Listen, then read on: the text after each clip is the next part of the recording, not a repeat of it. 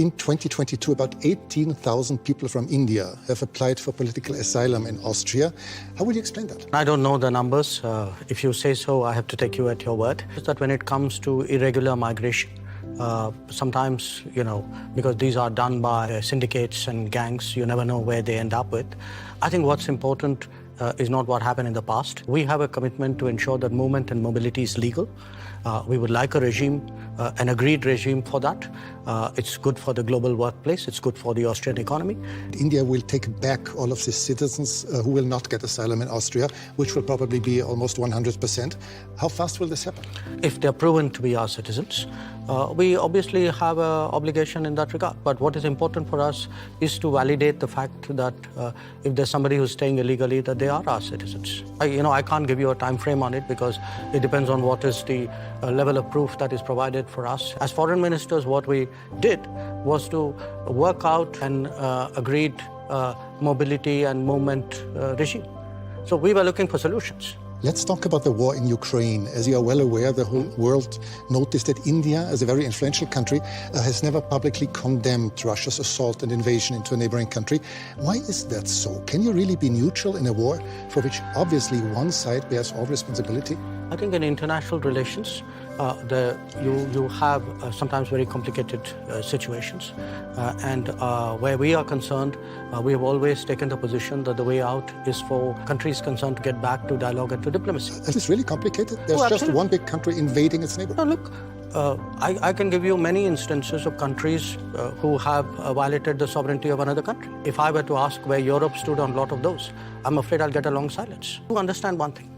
At the end of the day, we make judgments in foreign policy based on what we think are our long-term interests and what is good for the world. You and Prime Minister Modi have already said that regularly call on both sides to stop the war and to negotiate. How can one really urge Ukraine to stop defending itself? After all, there are no Ukrainian tanks in Russia.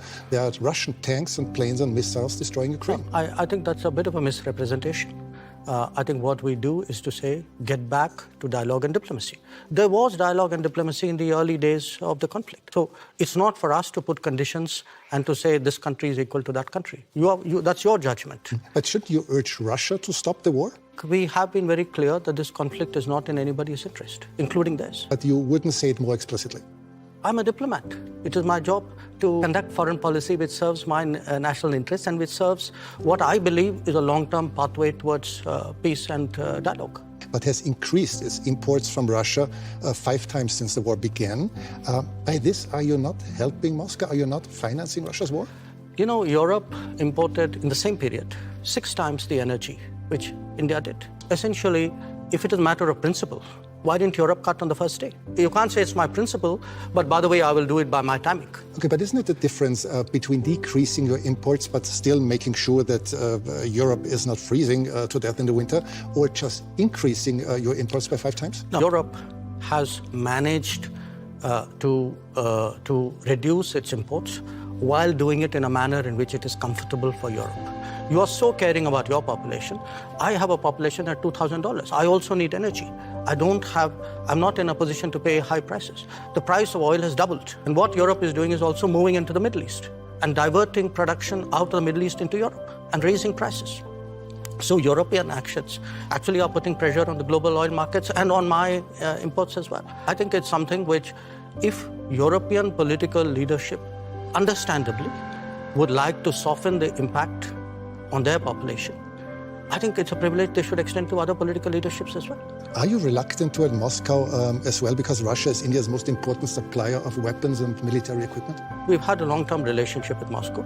I think it's important to look at that history of the relationship.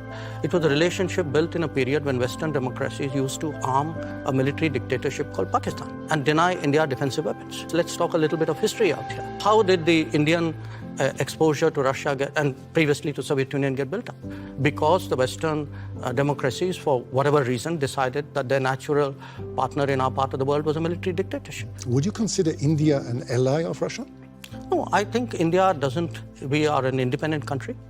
We do not define ourselves or perceive ourselves in alliance terms, that's very much a Western terminology. It's not a term that we use. But several weeks ago, you called Pakistan, your neighbor, the epicenter of terrorism. Well, I did it again today without using the word Pakistan. Yes, and this doesn't sound very diplomatic, does it? Because you are a diplomat doesn't mean you're untruthful. I could use much harsher words than epicenter.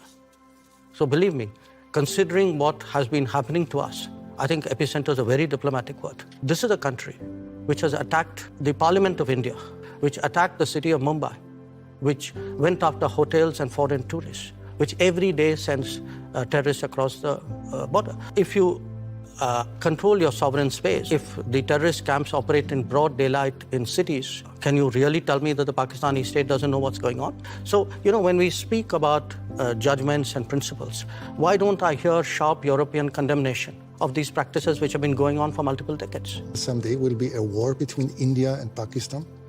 I think the world has to be concerned that there is terrorism going on, and the world often looks away. The world often feels it's not my problem because it's happening to some other country. I think the world needs to be concerned about how sincerely and strongly it takes up the challenge of terrorism. But has the world to be concerned about the future war between India and Pakistan? I think the world needs to be concerned about terrorism. If you pose it the way you do, that's like giving a free pass to terrorism, saying, let's worry about the next consequence of it. I'm worried about the terrorism.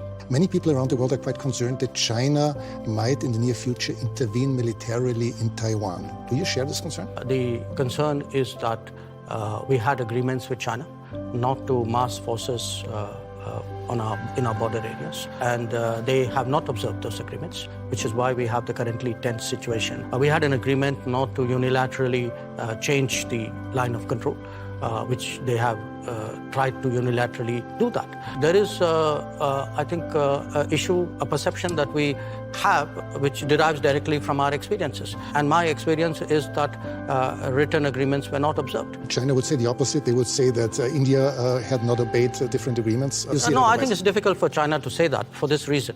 The record is very clear because today, there's a lot of transparency. You have satellite pictures. If you see who moved the forces to the border areas first, I think the record is very clear. India will probably overtake China as the world's most populous country within this year. Is this fact of any political significance to India, or is it just a mere statistic? We have never used numbers in that manner. I would still say to a large extent it is a statistic, but you will have a situation where the world's most populous country is not among the permanent members of the Security Council. So it's a kind of both a yes and a no. It's partly a statistic, but I think it's a statistic which means a lot. For several years, you have called for a permanent seat on the Security Council. How long will it take, from your point of view, till this reform of the Council will actually become reality? We'd like it yesterday, but the problem, I think, is that those who are today enjoying the benefits of permanent membership clearly are not in a hurry to see reform. I think it's a very short-sighted view, in my opinion, because at the end of the day, the credibility of the UN and, frankly, their own interest and effectiveness is at stake. It will take some time, hopefully not too much time. I can see a growing body of opinion among UN members who believe that there must be change. It's not just us. Entire Africa, entire Latin America are left out. Developing countries vastly underrepresented. I think the state of the world, this was an organization invented in 1945. It's 2023. I know the complexities of this process. It's a tough one. I'd be honest with you. It's a tough one, but I don't think because it's a tough one, we should give up. Thanks so much for your time. Well, thank you. It's a great pleasure.